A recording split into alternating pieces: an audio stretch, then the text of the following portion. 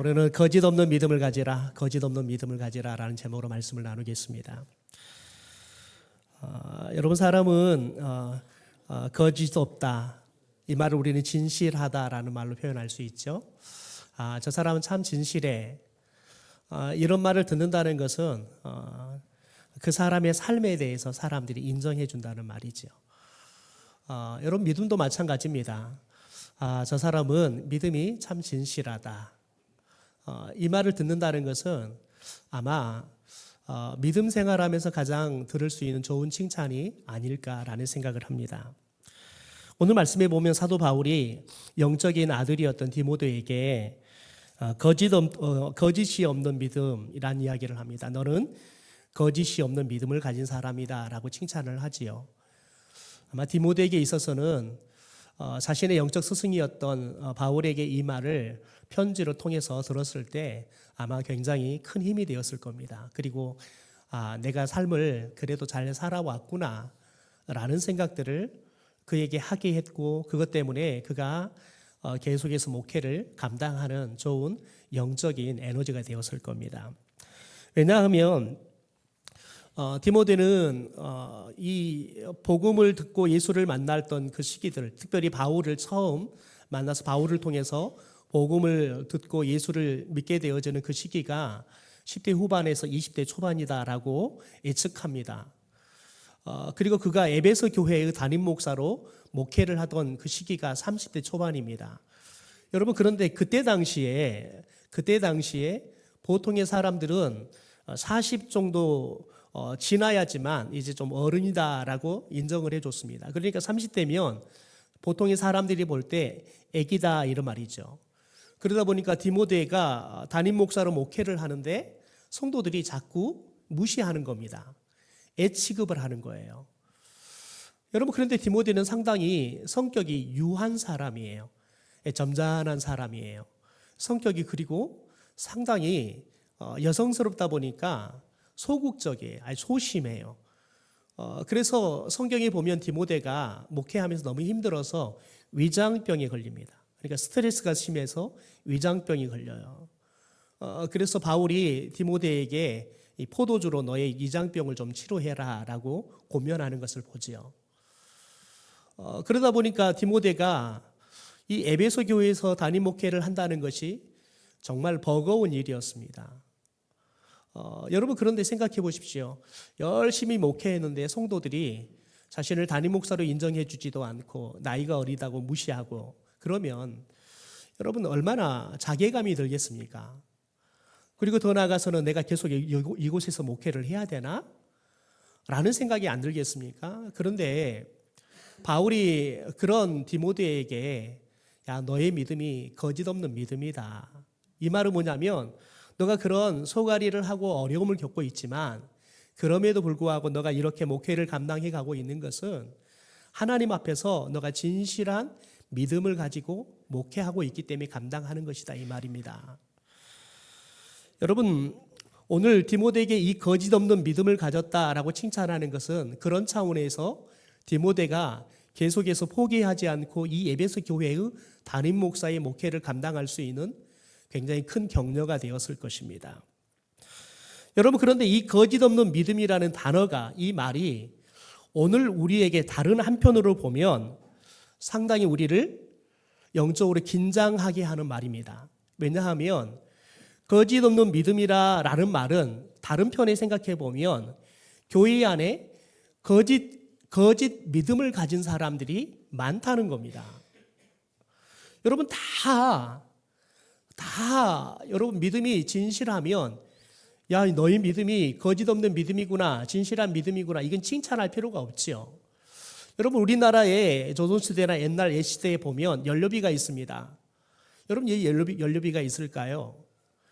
여러분, 남편을 잃어버리고 혼자 되고 여러분, 혼자 된 여자가 자신의 몸을 순결을 지켜가면서 여러분 그렇게 살아가는 게 쉽지 않아요. 쉽지 않기 때문에 여러분, 쉽지 않는 그런 상황 속에서도 그렇게 남편을 잃었지만 열심히 자신의 순결을 지켜가면서 자식 키워가면서 살아가는 그 모습을 비를 세워서 여러분 그렇게 칭찬할 만큼 굉장히 드문 일이기 때문에 그렇게 연료비를 세우는 겁니다. 그러니까 여러분 지금 바울이 디모데에게 거짓 없는 믿음을 가졌다라고 이야기하는 것은 거짓 믿음을 가진 사람들이 많았다는 겁니다. 여러분 이 말은 오늘 우리에게도 영적으로 우리에게 여러분 긴장감을 줄 수밖에 없는 것이 뭐냐면 그럼 너의 믿음은 혹시 거짓 믿음은 아닌가라는 여러분 우리에게 그런 질문을 갖게 하기 때문에 그렇습니다. 여러분 우리가 내가 믿는다라고 말을 해요.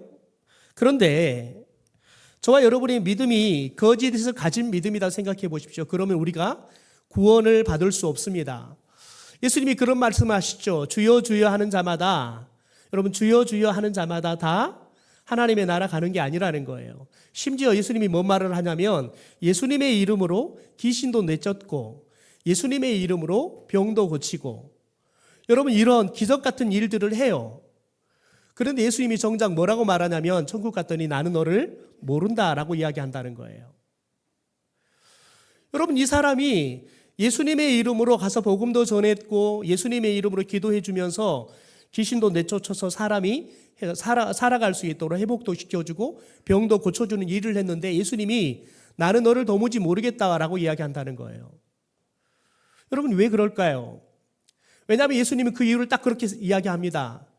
여러분 예수 그리스도의 말씀을 행하지 않았기 때문에 나는 너를 모른다라고 말하는 겁니다. 여러분 이게 이 시대를 목회하고 있는 목사로서 예수님의 이 말씀은 두려운 말씀이에요. 오늘 이 디모데의 말씀은 이 자리에 있는 여러분 우리 모두 가운데 가장 여러분 이 말씀이 영적으로 긴장하게 하는 것은 바로 저예요. 왜냐하면 목사는 여러분 끊임없이 앞에 서야 할 일을 해요. 여러분 그런데 언제나 제 마음의 컨디션이 좋을 수는 없거든요. 어떨 때는 마음이 상하기도 하고요. 어떨 때는 내 컨디션이 육적으로도 힘들 수가 있단 말이지요. 여러분 그러면 여러분 제가 그 감정들을 고스란히 얼굴에 다 드러내고 제 몸의 컨디션들을 다 드러내며 앞에 서면 여러분이 어떻게 생각하겠어요? 여러분이 은혜가 되겠어요? 그러니까 목사는 늘 강단에 설 때에는 마누라하고 대판 싸우고 올라와도 여러분 정말 행복하게 사는 것처럼 표정을 짓고 와서 설교를 해야 된단 말이에요. 여러분이 열심히 지금 졸고 계시지만 목사는 여러분이 설교를 잘 들고 있는 것처럼 설교를 해야 한단 말이에요. 여러분이 졸고 있으면 제가 여러분이 한심한 게 아니라 설교하고 있는 제 자신이 한심하단 말이에요. 왜요? 설교를 얼마나 못하면 저렇게 졸고 계실까? 이런 생각이 든단 말이죠. 여러분 그런데 그런 걸 드러내놓고 여러분 제가 목회한다고 생각해 보십시오. 은혜가 되겠습니까? 그러니까 목사는 여러분 때로는 겉과 속이 다른 상태에서 앞에 설 수밖에 없는 겁니다. 여러분 그러면 지금 저는 겉과 속이 같을까요? 다를까요? 네. 네. 저와 주님만이 알겠지요? 여러분 그렇습니다. 우리가 늘 진실하게 살아가야 되는데 겉과 속이 같아야 되는데 여러분 그러지 못할 수 있다는 겁니다. 그런데 여러분 문제는 믿음에도 그렇다는 거예요. 야고보 사도는 정말 우리 가운데 정말 두려운 말씀을 주지요. 야고보 사도는 죽은 믿음은 구원을 받을 수 없다라고 경고를 해요. 야고보서 2장의 말씀을 우리 같이 한번 읽어볼까요? 같이 읽죠. 시작. 사람이 믿음이 있노라 하고 행함이 없으면 무슨 유익이 있으리요? 그 믿음이 능히 자기를 구원하겠느냐? 이와 같이 행함이 없는 믿음은 그 자체가 죽은 것이다. 여러분 사람들이 내 믿음이 있다라고 이야기를 해요. 그런데 말씀을 행하지 않는 주님이 사랑하라 했는데 사랑하지 않는 거예요. 주님이 용서하라 했는데 용서하지 않는 거지요. 주님이 섬겨라 했는데 섬기지 않고 섬김을 받는 거지요. 여러분 그러면 주님은 행함이 없는 믿음이다라고 말을 해요. 여러분 그러면 믿음이 있는 겁니까? 없는 겁니까? 오늘 야고보는 죽은 믿음이다. 믿음이 없다라고 이야기를 하는 겁니다. 여러분이 행함이 없는 믿음, 이 죽은 믿음은 여러분 결코 자기를 구원할 수가 없는 겁니다. 여러분 그러면 이 시간 한번 정직하게 하나님 앞에서 내 자신에게 한번 질문을 던져봅시다. 여러분 이런 질문입니다. 지금 여러분의 믿음은 거짓 없는 믿음입니까? 거짓 믿음입니까? 말하지 않아도 괜찮습니다. 자꾸 말하려고는 유혹이 생기는데 여러분 이 질문을 정직하게 던져봐야 되는 겁니다. 내 믿음은 거짓 없는 믿음인지 거짓 믿음인지. 우리는 예수를 믿는 사람들을 하는 거짓말을 시히 접하게 됩니다. 여러분 예수를 믿는다는 말은 어떤 의미냐면 요한계시록 3장 20절 말씀을 가지고 이 예수 믿는다는 말을 표현해 보면 이런 말인 겁니다. 예수님이 내 안에, 나는 예수님 안에 거한다는 겁니다. 그러니까 우리는 예수님과 함께 살아간다는 거죠. 그게 예수 믿는 겁니다. 여러분 그런데 이 전제가 뭐냐면 누구든지 내 음성을 듣고 여러분 문을 열면 이게 전제입니다. 예수님의 말씀을 듣고 그 말씀에 순종이라는 반응을 보여한다는 거예요. 그러니까 예수님의 말씀을 듣고 그 말씀대로 여러분 행해서 마음의 문을 열 때 예수님이 우리 속에 들어오고 나는 예수님과 더불어 먹고 살아간다는 거예요. 여러분 그런데 생각해 봅시다. 과연 저와 여러분이 살아가는 삶이 하나님의 말씀에 순종하는 반응을 보이는 삶을 살고 있습니까? 아니면 내 생각을 가지고 내 감정을 가지고 여러분 내 의지를 가지고 살고 있냐는 거예요. 여러분이 여러분의 남편, 여러분의 가족들에게 지난 일주일 동안 했던 일들을 한번 생각해 보십시오. 여러분이 하나님의 뜻을 따라서 가족들을 대하셨습니까? 아니면 여러분의 감정을 가지고 가족을 대하셨습니까? 여러분 저와 여러분이 우리가 가족을 대할 때 우리들이 감정을 가지고 대했다면 우리는 거짓 믿음을 가지고 살아가는 겁니다. 왜냐하면 진짜 거짓 없는 믿음은 무엇으로 증명이 되냐면 우리가 하나님의 말씀대로 살았냐는 거예요. 하나님의 말씀대로 행하며 살았냐는 거예요. 여러분 우리는 말씀은 설교 시간에 듣는 거고 삶은 내 생각대로 내 감정대로 살아가는 것. 여러분 그러면 거짓 믿음이라는 거예요. 여러분 이 시간 예수님이 우리와 함께 하고 계신 것을 믿으십니까? 우리 오집사님이 제일 믿음이 좋으세요. 여러분 예수님은 두세 사람이 내 이름으로 모인 곳에 나도 그들 중에 있다 약속하셨어요. 여러분 그러면 지금 예수님께서는 이곳에 우리와 함께 계십니까? 안 계십니까? 계셔요? 안 계셔요? 혹시 여러분이 예수님의 이름으로 이곳에 안 모여 있을 수 있어요. 그건 다행인 건 뭐냐면 저와 우리 강조사님은 예수님의 이름으로 모였어요. 그러니까 전사님하고 저 때문에 예수님이 최소한 이곳에 계셔요? 안 계셔요? 계셔요. 여러분 그럼 예수님이 지금 계셔요? 안 계셔요? 네, 계십니다. 여러분 그러면 우리는 지금 하나님께 예배를 하고 있죠?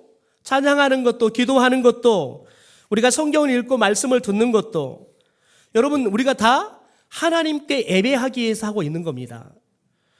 여러분 우리가 예수님이 아니라면 이 시간 이 자리에 이렇게 모여가지고 굳이 여러분 우리들이 주일날은 좀 화장도 안 해도 되고 편안한 옷 입고 좀 늦잠도 자고 내가 하고 싶은 것도 좀 하고 여러분 그러면 얼마나 좋습니까? 여러분 그런데 굳이 이 주일날 아침에 다른 때보다 더 꾸미고 다른 때보다 더 부지런하게 나와서 예배를 드리는 이유가 뭡니까? 여러분 하나님이 우리의 예배를 받으신다는 믿음이 있기 때문 아니겠습니까? 여러분 그런데 우리는 정직하게 다시 물어야 합니다. 정말 예수님이 나와 그리고 이곳에 함께하고 계시냐는 거예요. 여러분 이 질문을 왜 던져야 합니까? 여러분 예수님이 우리와 함께 계시면 어떤 일들이 일어나냐면 예수님은 여러분 우리를 초대하실 때 예수님께서는 그렇게 말하죠. 수고하고 무거운 짐진 자들아 다 내게로 와라. 뭐 하러 오래요? 그 짐 내려놓고 쉬어래요. 여러분, 예수님이 우리가 함께 한다는 것을 믿고 예배하잖아요. 그러면 저와 여러분의 짐이 어떻게 돼야 돼요? 내려지고 쉼을 얻어야 돼요. 여러분, 지금 여러분의 삶의 짐을 내려놓고 쉼을 얻고 계십니까? 너무 쉼을 얻어서 주무시고 계시죠? 여러분, 더 나가서 우리가 예배하러 올 때에는 불평하고 원망했던 그 마음을 가지고 올 수 있어요. 나오려다가 준비를 빨리 하네, 늦게 하네, 여러분 싸우면서 올 수 있다고요.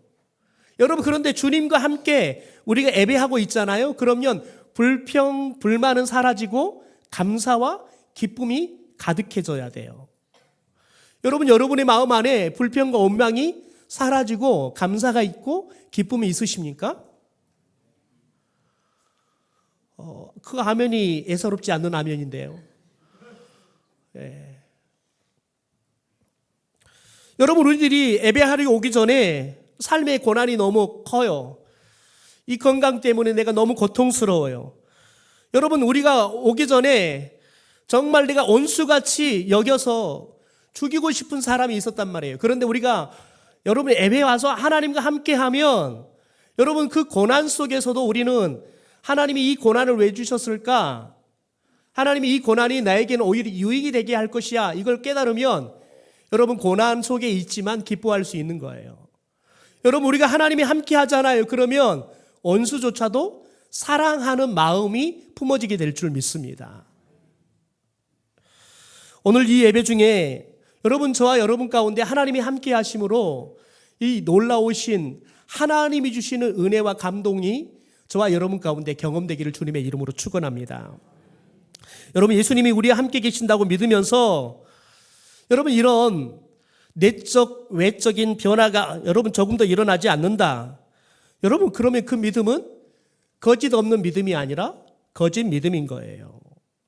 왜요? 예수님이 함께하면 반드시 우리는 예수님 때문에 변화를 경험하기 때문에 그렇습니다. 그런데 여러분, 주님을 실제로 우리들이 함께한다는 걸 모르겠잖아요. 저도 예수를 처음 믿는다고 교회를 갔는데 잠만 그렇게 주구장창 오더라고요.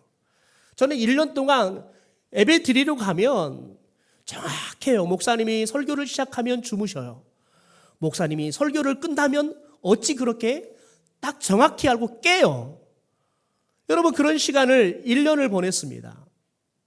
그러니까 저는 1년 동안 하나님이 예배 가운데 나와 함께 한다는 걸 몰랐던 거지요. 여러분, 혹시 여러분이 하나님이 함께 한다는 게 느껴지지 않다면 여러분은 안타까운 마음을 가지고 간절히 주님이 함께 한다는 것을 저도 느낄 수 있도록, 저도 믿을 수 있도록 도와달라고 여러분 기도해야 되는 겁니다. 왜냐하면 에레미야 29장 이렇게 말합니다. 너희가 온 마음으로 나를 구하면 나를 찾을 것이요 나를 만나리라 라고 이야기합니다. 여러분, 우리는 예수님을 만나야 하는 겁니다. 예수님을 찾아야 하는 겁니다. 이곳에 지금 예수님이 함께 한다는 것을 저와 여러분이 경험해야 한다는 거예요.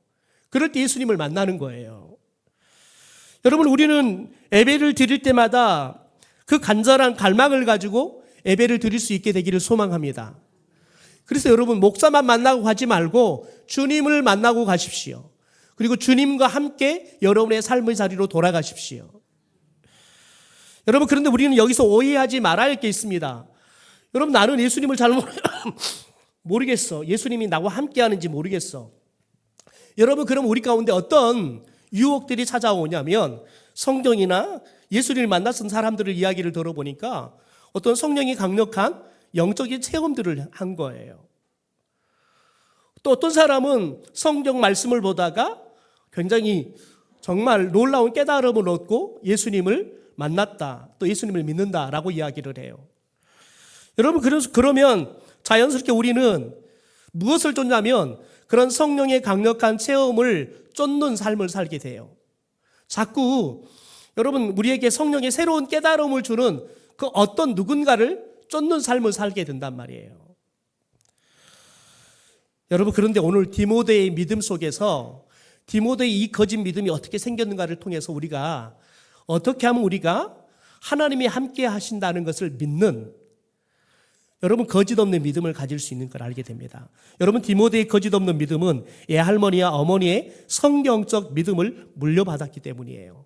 우리 5절의 말씀을 현대어 성경으로 같이 읽어보겠습니다. 시작.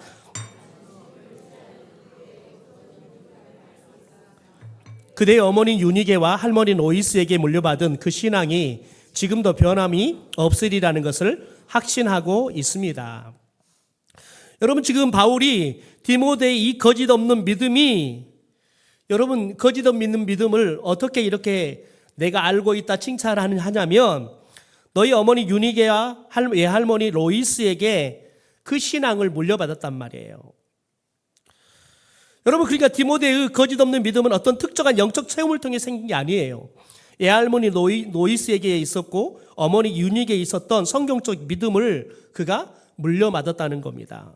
여러분, 성경적 믿음을 어떻게 물려받았느냐? 디모데후서 3장 15절 말씀이 이렇게 말합니다. 우리 현대 성경을 같이 읽어보죠. 시작. 그대는 어릴 때부터 성경을 배워왔습니다. 그러므로 그리스도 예수께 대한 믿음이 바로 하나님의 구원을 얻은 지혜를 가져다 준다는 사실을 성경을 통해서 알고 있을 것입니다.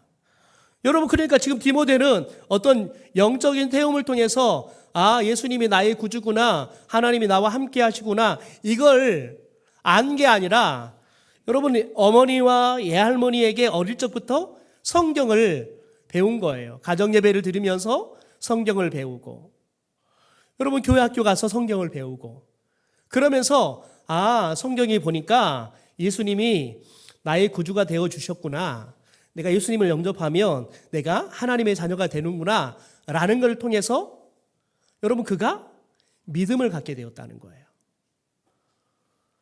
여러분, 그러니까 우리는 성경을 배움으로 인해서 우리는 성경적 믿음을 갖는데, 그 성경적 믿음이 여러분 거짓이 없는 믿음이 된다는 거예요. 여러분, 저와 여러분이 어떤 성령의 특별한 체험들을 하잖아요. 여러분, 그러면 그런 체험이 없으면 우리의 믿음은 가짜가 될 확률이 높습니다. 제가 고등학교 시절에 제 자취평에 순천대학을 다니는 구공문과를 다니는 누님이 사셨는데 그분이 부산 분이셨습니다. 그런데 한때 그분이 교회를 다니셨다는 거예요. 그런데 지금은 교회를 안 다닌다는 거예요. 그래서 어떻게 교회를 다니다 안 다니냐 그랬더니 아버지가 간암이 오셨어요. 근데 병원에서 도저히 치료할 방법이 없다. 집에 가서 가족들과 편안하게 시간 보내다가 죽음을 맞이하는 게 좋겠다. 그래서 병원에 내놔버렸어요. 그걸 가족들이 아무것도 하고 안 하고 있을 수는 없잖아요. 그래서 찾다가 교회에 전도를 받고 교회를 다 간 거예요. 그래서 예배를 드리고 목사님께 기도를 받고 온 성도들이 그 세 가족인 그 가족의, 특별히 아버지를 위해서 기도하기 시작했어요. 여러분, 그런데 놀랍게 아버지의 간암이 치료를 돼버린 거예요. 교회를 예배하고 성도들이 기도해주고 목사님께 안수 기도를 받다가 간암이 나온 거예요. 그러니까 온 가족들이 다, 그 가족뿐만 아니라 친척들도 다 교회를 다니기 시작했다는 거예요. 그런데 몇 년 지났는데 아버지 간암이 다시 재발한 거예요. 근데 이번에는 아무리 기도해도 낫지 않고 아버지가 죽으셨어요. 그래서 그분이 뭐라고 말하냐면 하나님은 없다는 거예요. 왜요? 나의 아버지가 이번에는 치료받지 못하고 죽었기 때문에. 그래서 교회를 안 다닌다는 거예요.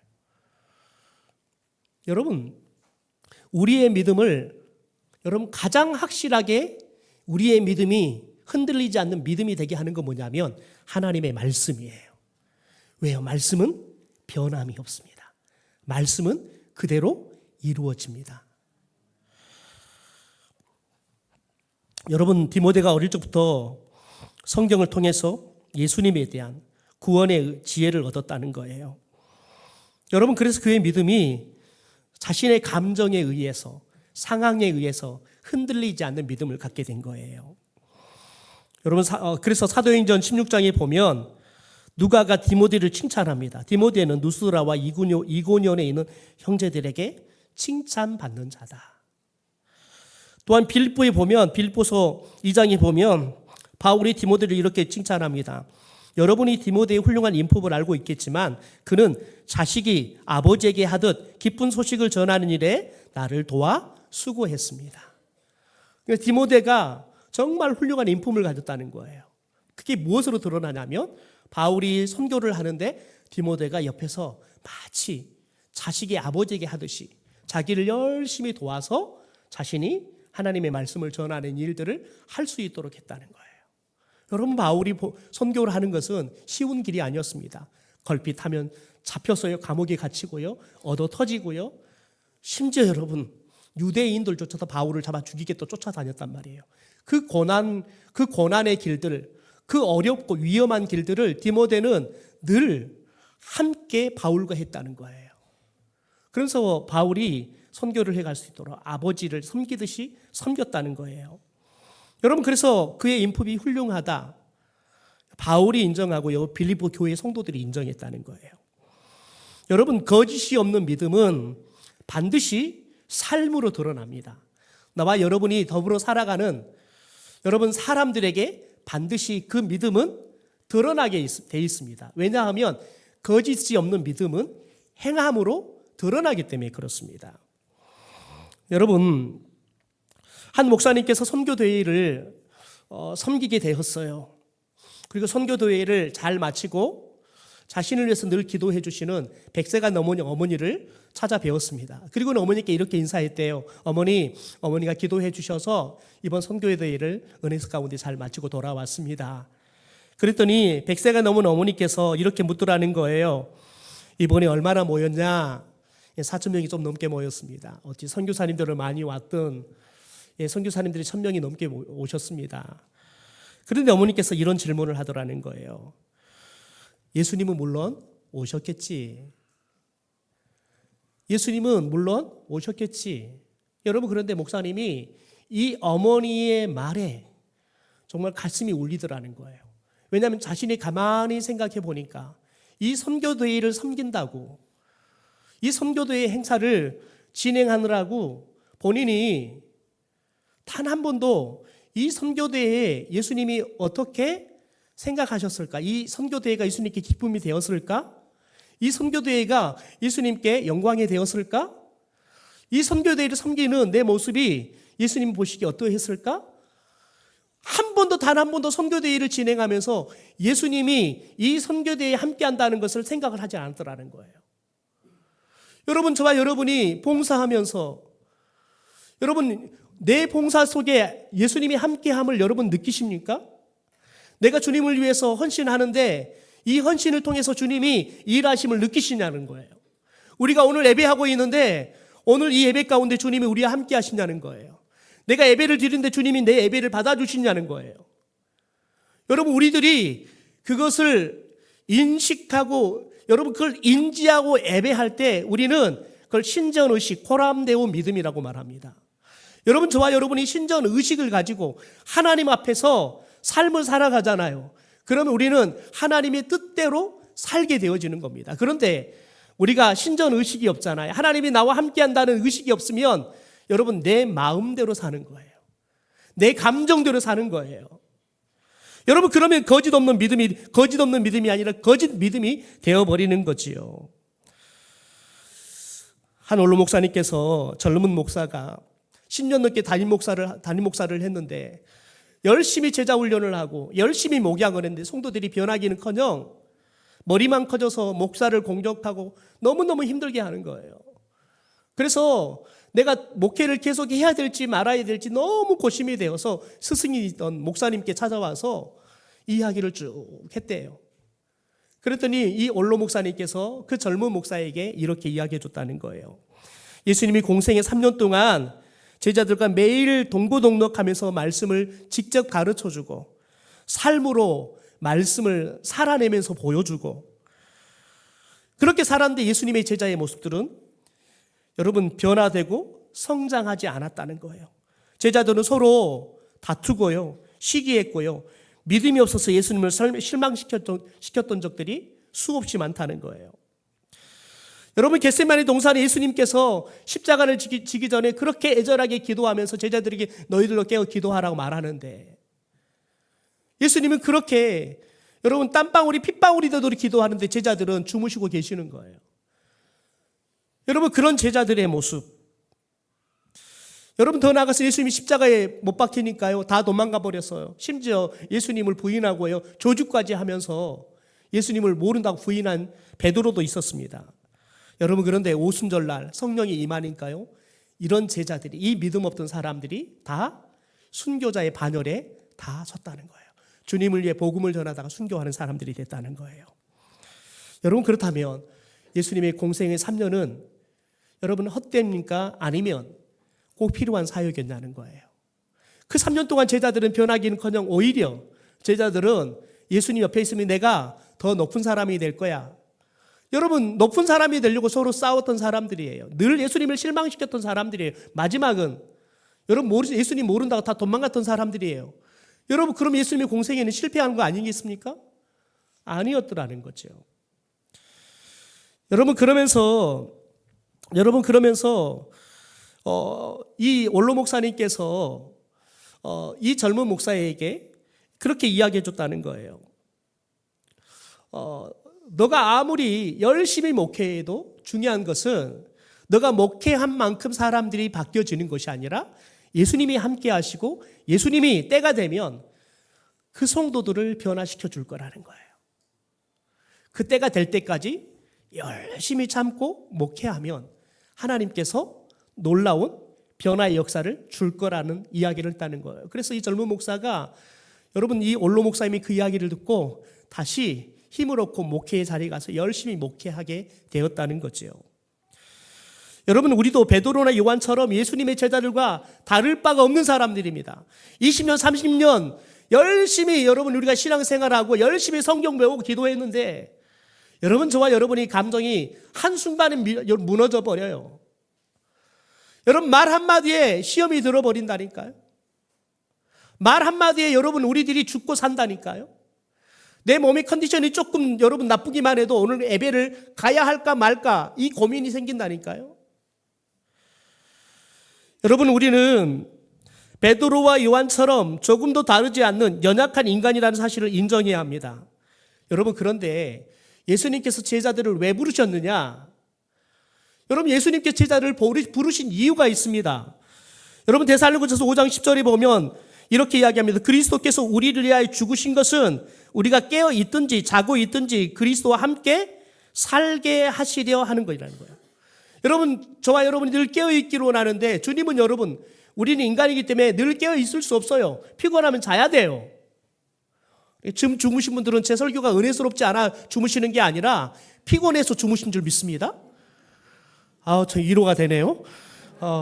여러분 그런데 여러분 주님께서 뭐라고 말하냐면 주님이 우리를 위해 십자가에 죽으시는 건 뭐냐면 우리가 깨어 있든지 여러분 자고 있든지 주님은 항상 함께 살려고 우리를 구원해 주셨다는 거예요. 그러니까 여러분 주님은 저와 여러분 믿음이 좋을 때나 믿음이 없을 때나 어떻게 하신다고요? 우리와 함께 사신다고요. 마가복음 3장에 보면 예수님이 12제자를 부르십니다. 그런데 제자를 부르신 이유에 대해서 이렇게 말을 합니다. 이는 자기와 함께 있게 하려고 불렀다는 거예요.